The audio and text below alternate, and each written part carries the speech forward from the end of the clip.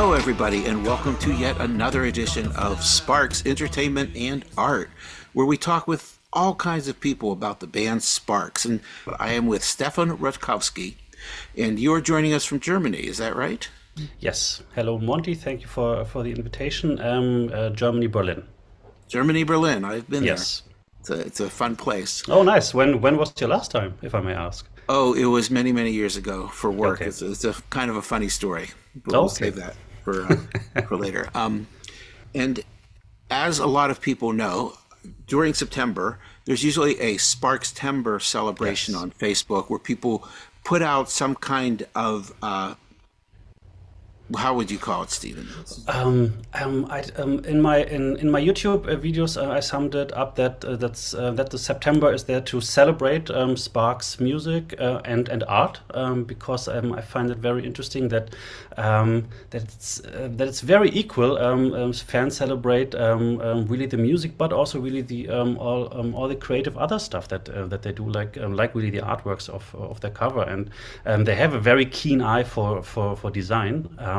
So yeah, it's really a celebratory celebration of the band, of their Well, creativity. I think I should just give this show to you because I could No, not have said that no. better.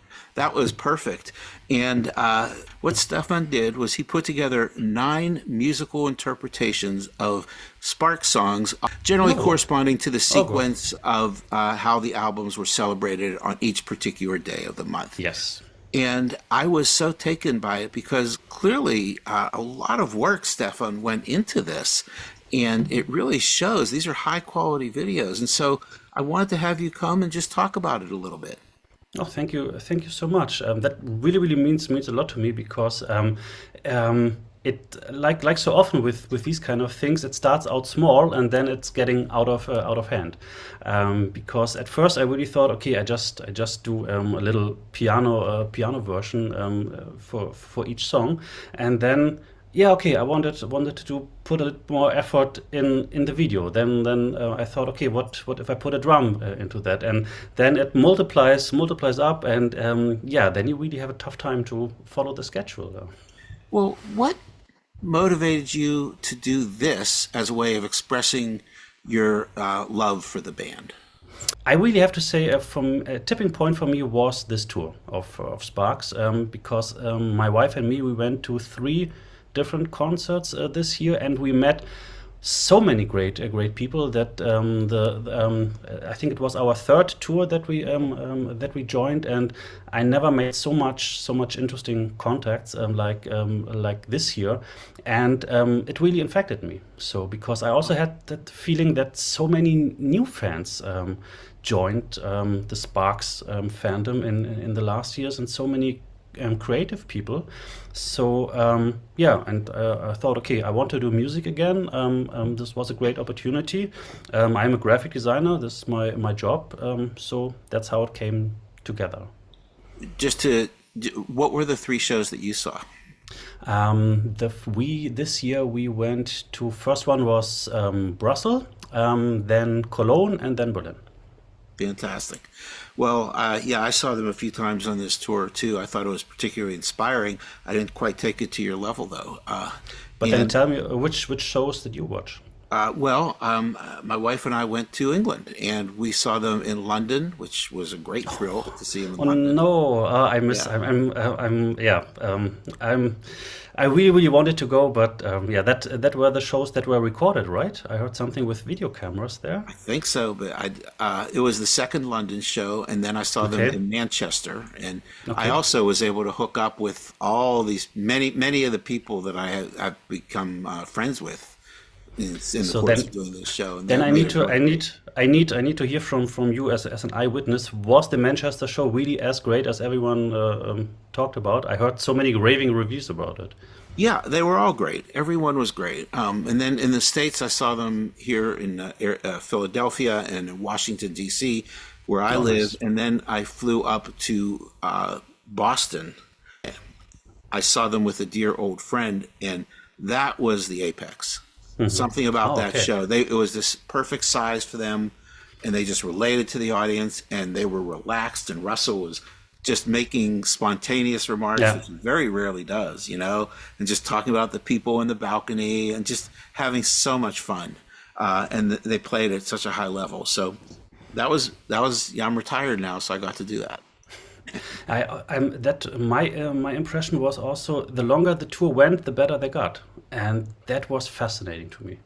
Yeah, yeah. He says that his voice gets better as the tours go. Yeah, yep, It's yep, exactly. remarkable, Yeah, absolutely. remarkable. Yeah.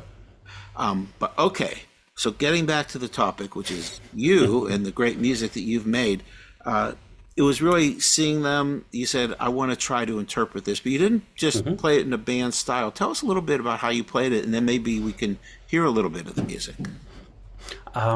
Okay, so the first song that I ever did was Under the Table with Her. That was 2 years ago, and that was really just I haven't much talked about it or given much thought about. So I just went on the piano, just played it, and that's it. And that was a nice quirky piano version of the song that came together quite easy.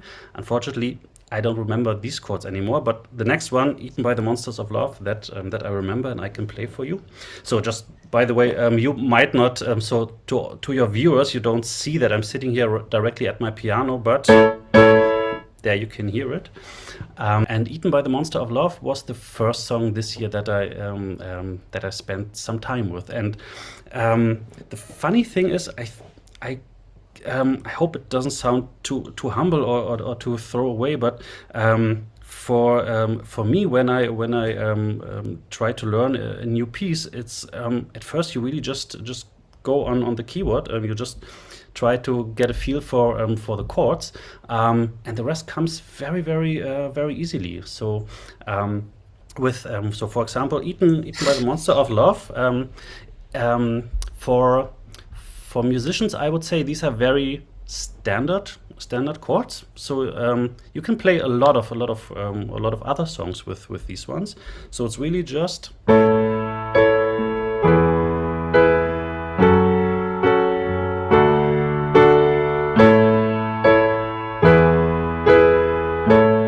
So if I play it like that, you have the feeling, okay, yeah, I've heard that a million times, and actually you have. So When you hear the song "Eaten by the Monster of Love," it's a big rocker, da da da that's true. da. But what you did is you gave it a whole new feel. That's and this I wished I could tell you there's a big intention or anything behind that, but actually it isn't. It's really just okay. I want to know how do they play that song.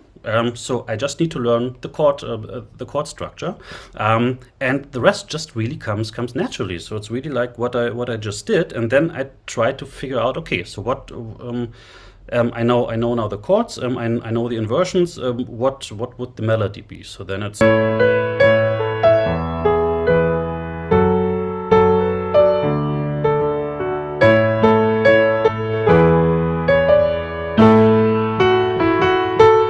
So and this is actually how I started. So I just wanted to figure out the melody, and then I realized, okay, this somber, this mellow playing has a different vibe. So then I was just pandering over this for I think 10 or 15 minutes. My wife was hearing it, and she also just stopped with her painting what she was doing, and just said, yeah, that sounds really nice. And okay. Because at first, my initially plan was actually I wanted to make a fast version of it. I didn't wanted to turn it into a ballad, and it really just came on the way while I was studying and try to learn the song. If you take another one, "Toughest Girl in Town," was that directly inspired by seeing them play it on the tour a couple years ago?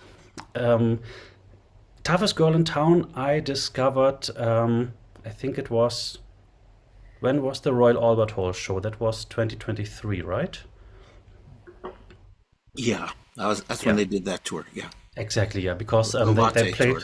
Yeah. Yeah, they played 3 shows, and I went to 2 shows, and I'm so happy that I went to 2. And I vividly remember when I went to the first of these 2 shows, for me, and I was sitting the first show I was sitting way in the back, in the balcony area, and in the second show I was sitting first row.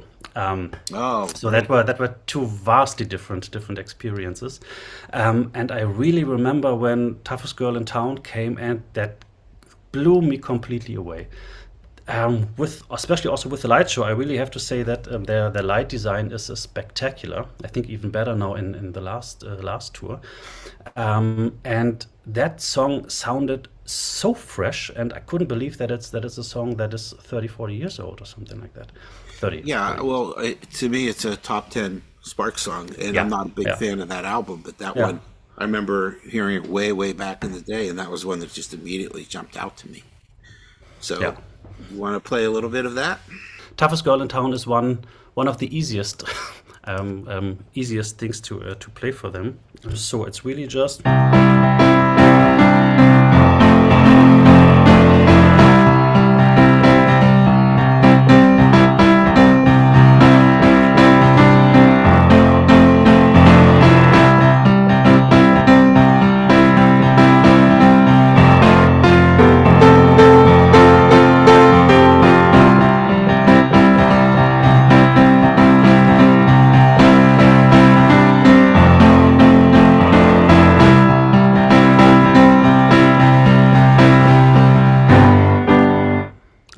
And all the guys and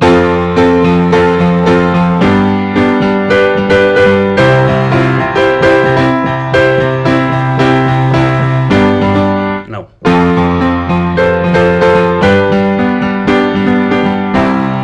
So this is really just this is the easiest So, chords to play ever. It's really just C, F, and G. It's very easy to write melodies like this on guitar. On guitar, it sounds always awesome. But on piano, if you just have C, F, and G, it sounds a bit cheesy sometimes. So it doesn't. On the piano, you always have to throw in some other notes, blue notes, blues notes to make it more spicy, to make it more interesting. This is something that. Sorry that I'm going a bit off topic, but this is something that Elton John complained over his whole career. He always complained that it's so much easier for a guitar player to write songs than for him as a pianist, because he can't just write songs just with 3 chords. He said he always needs to put in so many other stuff to make it interesting. And then I now discover Ron Mael, who basically showed Elton John the middle finger and said, "No, of course you can do it." and I'm wondering if you can tell us a little bit about some of the things that you learned or that you observed as you were going through this process with respect to Ron's songwriting. So I have to say, the more I'm looking into it, the more I'm actually in awe of his stuff, because so I'm playing piano now for 20 plus years. I was playing in bands. We also wrote our own songs. My whole life I could relate to that sentiment of Elton John, that it's harder to write a great sounding song on piano. So but then I looked into more and more of Ron's songs, and I discovered that these songs are. I don't want to say easy or simple, because I don't want to take this away. I want to say it's really kind of ingenious that with so minimal effort and so easy things, he is able to make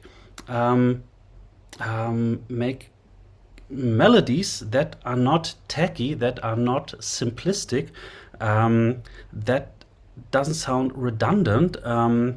There's lots of repetition in, but it doesn't it doesn't feel like it doesn't feel repetitive. And I think there lies actually the genius in the combination of how the melodies are built. That he really has an amazing talent for great melodies and hooks, and also great production. It's really yeah. Well, that's where Russell has come in the last couple of Yeah. years. Yeah. Um, If one is that you were saying that he really has a simplistic approach to it, but yet he also, when you hear the music, they always seem to have a rather elaborate arrangement or feel to them. So how do you this is balance I those two things out? A little bit less this now, a little bit less yeah now, but yeah. generally speaking, over the years. So how do you reconcile that? That's the thing. I wonder. I asked that myself if it's really deliberate of him, or if it's just came naturally. Because I have the feeling that with Little Beethoven there was kind of like a little break, that they went more in that Philip Glass kind of style. So lots of repetition, and. So I try to phrase it again. Most pop songs have four chords. Let's say like that. It's not always true, but lots of pop songs are written with four chords. I have the feeling Ron tries. Okay, can I get away with three? Can I get away with two? Can I reduce it even more, and still create a song that is not monotonous? There I have the feeling they're on an interesting way right now. I'm not sure if I'm right about this, but I don't have a different explanation in the moment. It could also be that maybe he just got lazy, or maybe this is just how his songwriting works in the moment, because I think this is something that one can't forget. He's now almost in his 80s. He's Of in his course, 80s. He's 80. yeah, Yeah. yeah. So of course his brain and his composition style changes vastly over the years. It's also depending on what influences you are getting right now, what stuff he's listening to. I find Ron's compositional style definitely has changed, but I Yeah. think you've captured why. I don't think there's much I can add. I think that it's just where they are right now, and they've become a little bit more insular. They really Yeah. want to be able to do things just in their own studio, the way they feel the music, and Yeah. I think that has changed the arrangements, or changed the general approach to the songs that they do. Absolutely, yeah. I mean, that's why right now they are more like they're very focused on rock.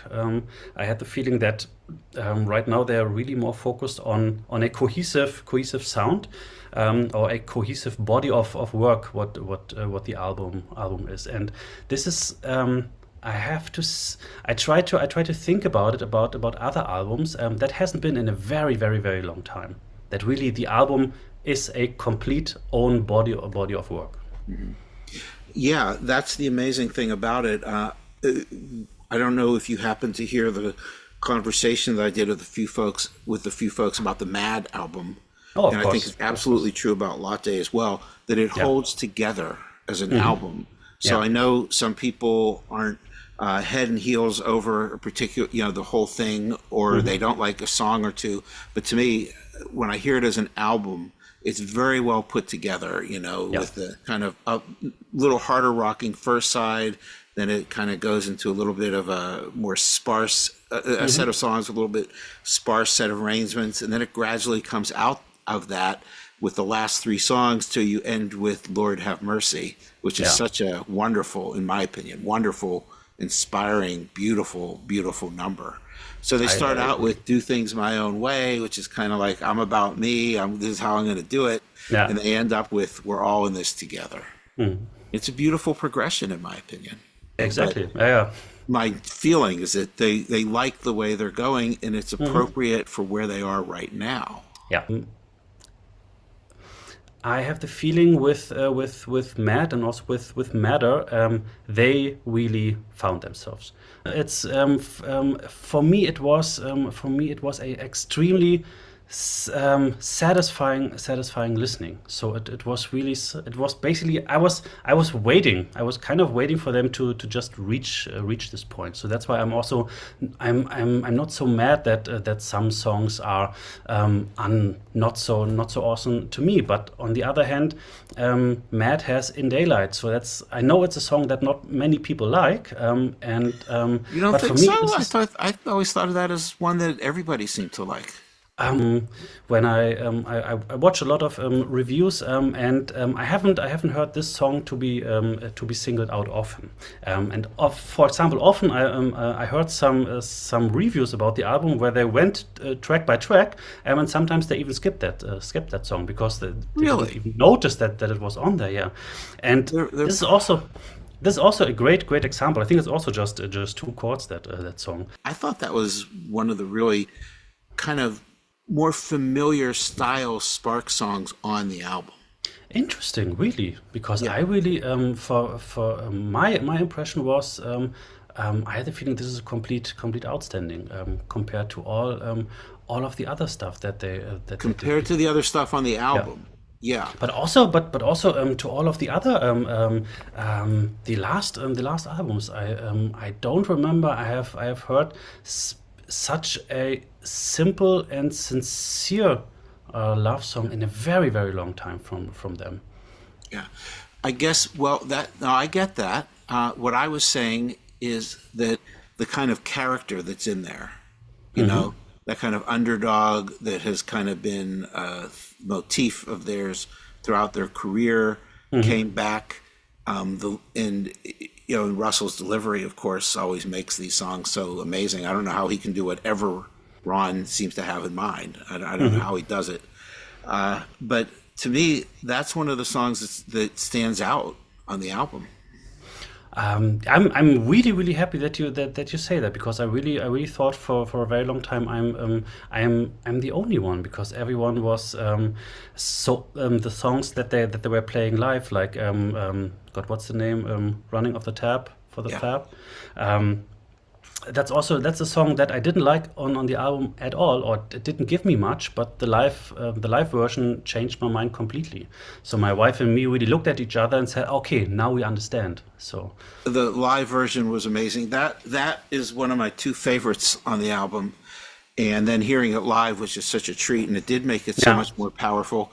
But the song live that I had that reaction to was Jansport Backpack, because I like it on the album, but then hearing it live and hearing what they were really, it was almost operatic in that old school Spark Yeah. style, and it just was so powerful. Now I hear it on the album in a different way. And it has a transcendent way when you listen it to live with everyone around and singing along. It's becoming kind of like not like a hymn, but kind of like a little mantra praying thing together. Yeah, it was fascinating. Yeah, it was really something else. Well, just the way everybody knew all the words to everything, and especially in London and Manchester, just blew me away completely. Yeah, that So I want to give you a chance to play one or two more songs before we wrap up. How about playing one now, and then we'll have our conversation, and then you can wrap us up.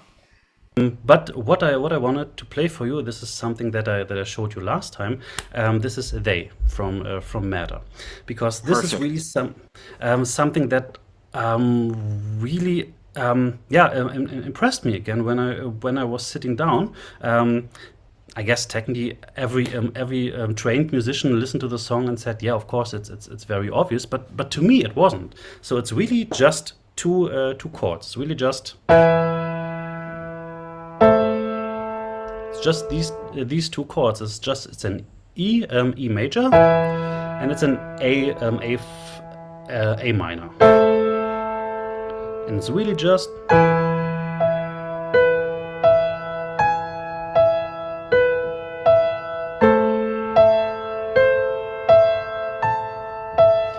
And that's also the simplest way that you can play. You just play these two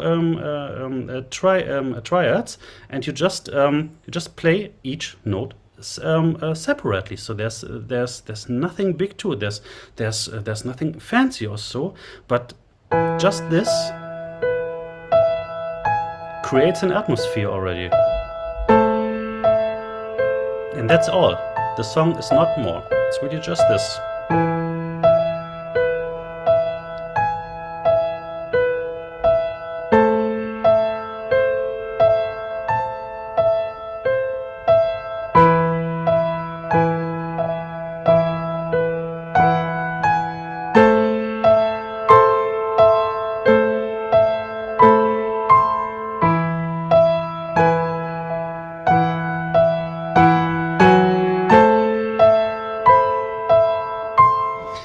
And these little things that I just played. So when you can add some transitional tones, like when you go from this one and you want to go to this one, you can do stuff like.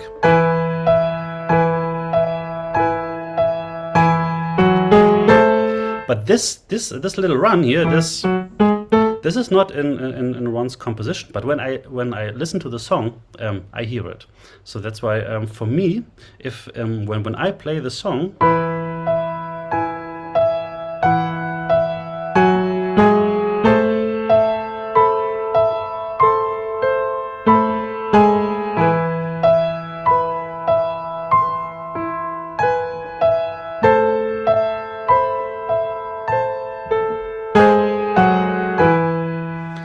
I just have to play these passing notes.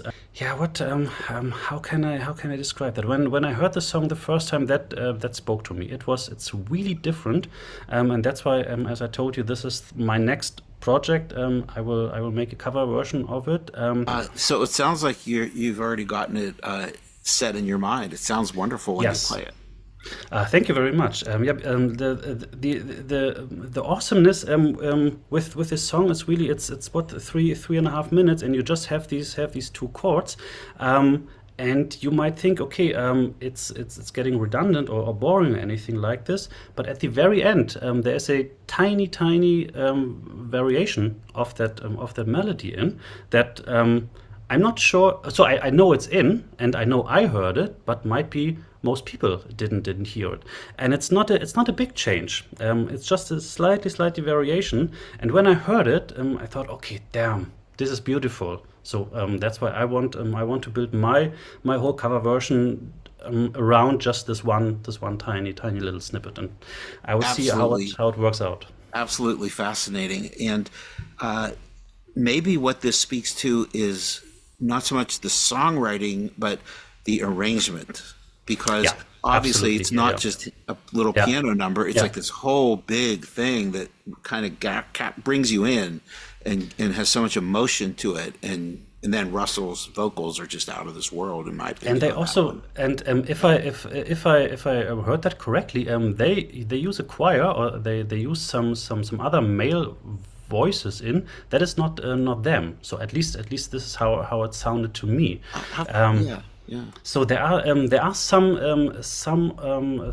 production things in that we haven't heard, and I think this is what make the song stand out. And when Sparks posted on Instagram or so which song which is the best song, I also wrote they, and that it really sounds to me like a blueprint of their next phase. And I really hope that I will be right, and you also said something similar like that. What do you hear as different about Matter and the sound of those songs compared to Mad? And I'll just go on for one other thought to put as you're thinking about it.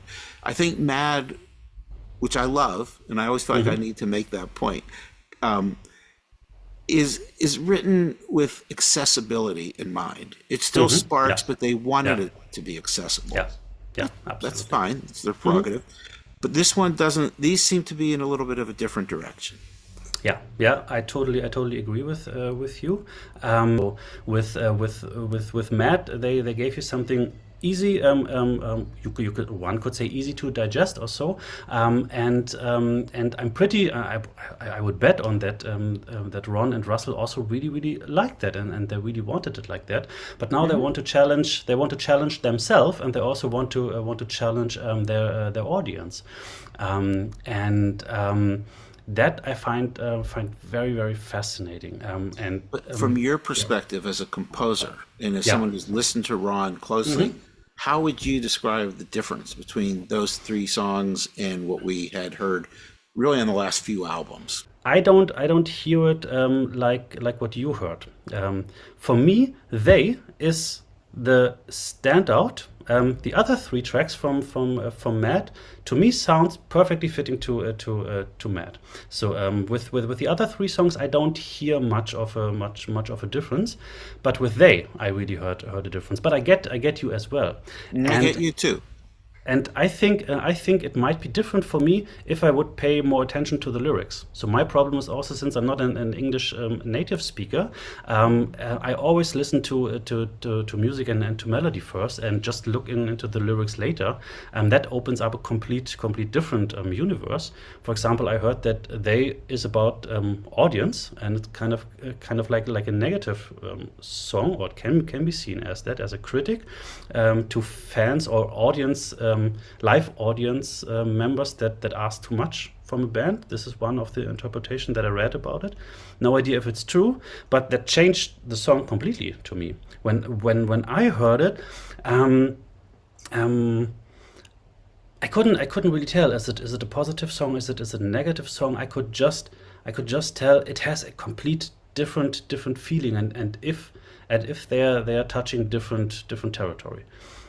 See, I heard it even different from that, even though I understand that perfect. completely, but I heard it as, that kind of, once again, downtrodden performer, the guy Yeah. who wants to do it his way, trying to understand what the audience wants and feeling that from his perspective, he can't give them what they want. They always want something else. Okay. And Yeah. so I've heard it from a very personal view Yeah. of the person singing the song.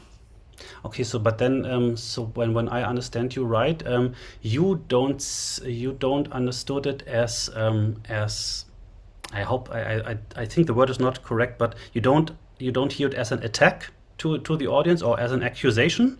You No, no. more like a sentimental resonance or something like that. Yeah, no, I never even thought of it as an attack on the audience. No, maybe attack is not right, but I read somewhere that you can see it as kind of like not lecturing the audience, but kind of expressing unhappiness with the audience. But I'm happy that you also see it completely different. And But I'm that's the pretty beauty of their songs. yeah. But it's so interesting to hear your thoughts. I do feel that the last three songs, plus a couple of the others they've done, if you listen to Escalator, it was kind of in that tone. Oh, it's beautiful song. Yeah, it's like just these beautiful songs with wonderful kind of low-key melodies, back to a very straightforward observational style from Ron, as opposed to talking about these big trends in the world and all that. Just coming back to basics in some way. I feel like it's a classic. Really, some great tunes on that little thing. When you play, you capture the feeling of the song. Thank You you. strip it down to its basics, and you capture the emotion and the feeling of the song in such a beautiful way. And it's just Thank been you. so much fun to listen to you play and to talk about all the music with you and to have you as a guest. Thank you so much. Pleasure to me, and every time again. Just let me know. And I also wanted to give you a compliment. So now you have to listen to it. I really like your podcast, and you had some absolutely great interviews. And I love the one with Peter, for example, because he's also such a nice great guy. And yeah, compliment to you, because this so for you it might be also natural, and it's the same way for me. When I play these songs, I don't think about it much, so it just comes naturally to me that it speaks to me, and I have the feeling you also have a natural talent to just have a great connection to the people that you talk to, and it's always a very, very nice and fun listen to whoever you talk to, and that is not a natural thing as well. So please take that compliment as well. I will. Thank you very, very much. You're welcome. Like I said, it's fun to talk to the Richard Digby Smiths. It's also fun to talk to the Stefans, and everybody in between. I remember I had a guest who was absolutely determined her goal was to get Sparks into the Rock and Roll Hall of Fame, and she was just working on it feverishly. They belong. Yeah. They belong. So I want to give you a chance to share one more musical composition with us, one of your choice, and you mentioned mentioned one that you thought would be good for going out on. Of course, and G that was fun is absolutely perfect, and it's so complicated to create a simple melody that really goes directly into your brain, and this is one of these examples here.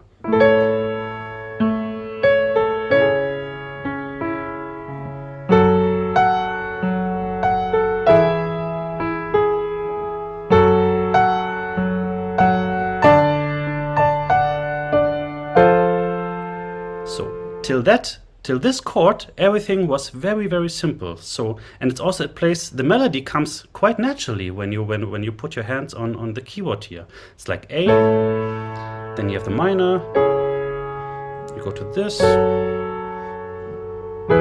Absolutely simple. But then comes the break. Oh no, sorry, that was wrong. I play again.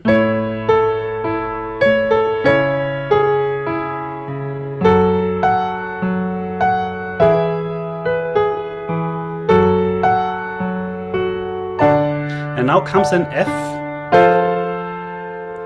That's a chord that doesn't belong in there. That really wakes you up in the moment. So I play that again.